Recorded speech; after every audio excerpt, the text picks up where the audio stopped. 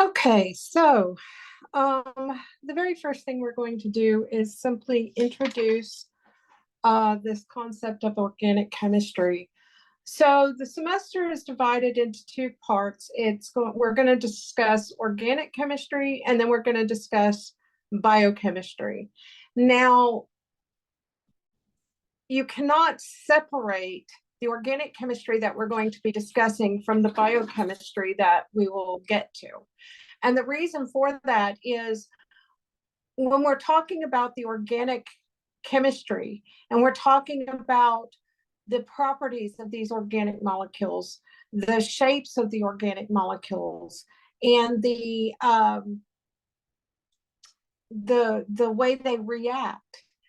These concepts are the exact same concepts that we're going to be using with biochemistry as well. So we will be taking what we're learning from the organic chemistry and we will be building upon it to get to the biochemistry.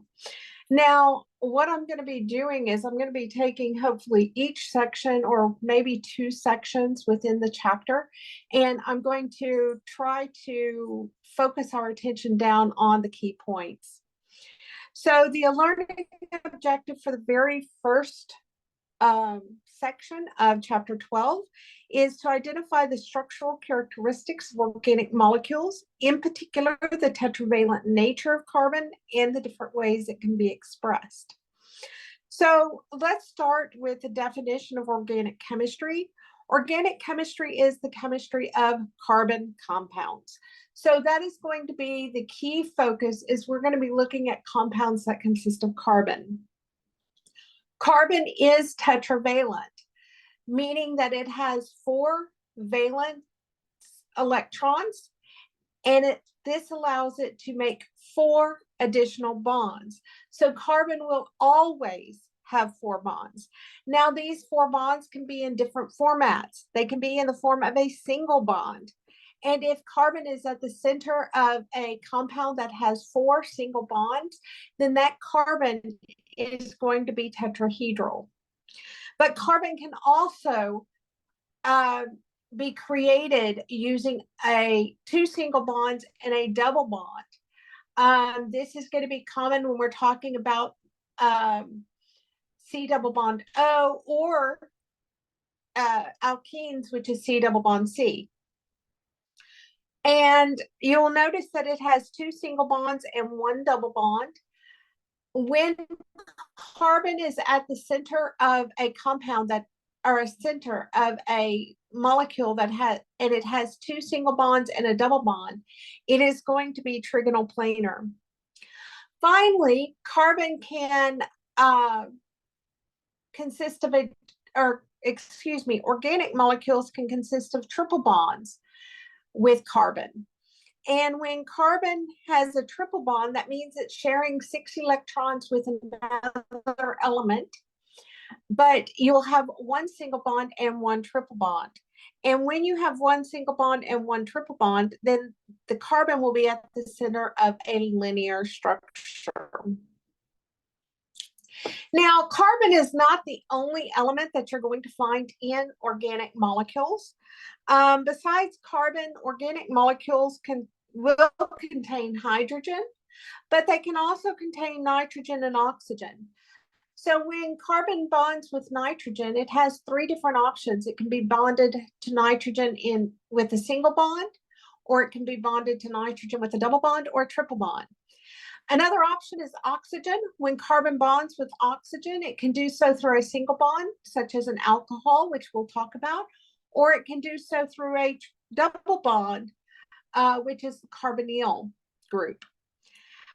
But again, organic molecules will always consist of carbon and hydrogen. And when carbon is bonded to hydrogen, it will always do so in a single bond. So organic molecules consist of covalent bonds. Covalent bonds are rising through the sharing of electrons between 2 atomic nuclei. And if the difference in the electronegativity between the carbon and the other atom is small, then what arises is a nonpolar bond. But if that difference in the electronegativities between the carbon atom and the other atom is larger, then you can get polar bonds that result. Now, depending upon whether these bonds are additive or whether they cancel each other out, determines whether a molecule is polar. And it's going to be important for us to be able to determine whether a molecule is polar or whether it is nonpolar, because depending upon the polarity of the molecule will determine the type of intermolecular forces that the molecule can have. And the intermolecular forces ultimately are going to lead us to understand the physical and chemical properties associated with these molecules.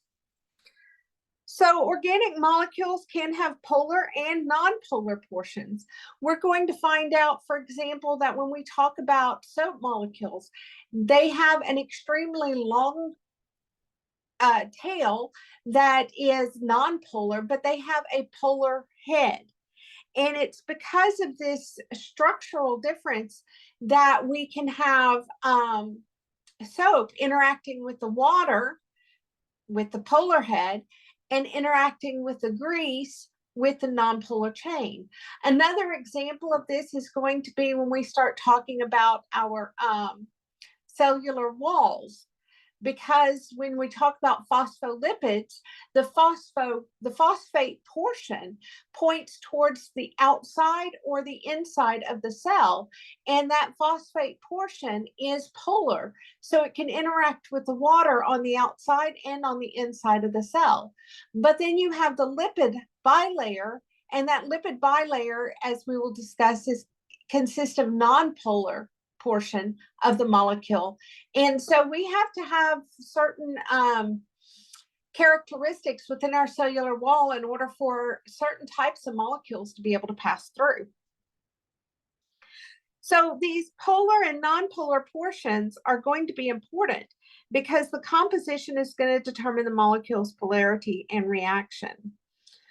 Now, in the general chemistry for health sciences, you mainly talked about inorganic molecules, a lot of ionic compounds. Ionic compounds have permanent ions, and those permanent ions allow them to be soluble in water. Those permanent ions also cause us to have higher melting points and boiling points. But with organic molecules that have covalent bonds that arise through that sharing of electrons, what we see is those organic molecules are going to have lower melting points and lower boiling points relative to ionic compounds. Many of them will not conduct electricity because, again, there's no permanent ion available to it. Let's see. And also, as far as solubility, as I've kind of alluded to, the solubility is also affected because when you have an ionic compound, you have ions or ion dipole interactions. So you can easily dissolve an ionic compound in water. But when we start talking about the covalent molecules only have dipole-dipole intermolecular forces or hydrogen bonding intermolecular forces, or they simply have London dispersion intermolecular forces. Now, depending upon what type of force is available will determine, and the degree to which it's available will determine whether the molecule will dissolve in water. So this is just a quick introduction into organic chemistry and the nature of organic molecules. In our next part, we're going to start talking about the families of organic molecules. And basically, there is roughly 18 million organic compounds that exist. And we would be overwhelmed if we were trying to figure out how all of these different molecules would react. But all of these 18 million molecules can be just narrowed down into a particular family. And with that family, we can understand how the family reacts. And therefore, we can get a pretty good idea of how that organic molecule is going to behave. So with that, that is the end of the first section.